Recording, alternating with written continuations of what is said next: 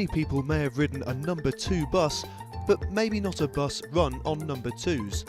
The BioBus is a 40-seater shuttle service between Bath and Bristol airports, powered entirely by human and food waste.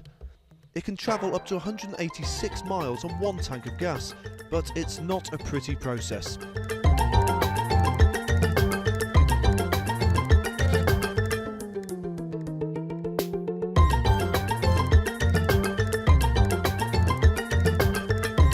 That 1 tank of gas is the equivalent of the annual waste of around 5 people, and obviously the fuel will keep on coming. The BioBus is being launched at a fitting time, with Bristol becoming the European Green Capital in 2015. So hopefully this latest mode of transport can prove to be more than just the load of rubbish that runs it.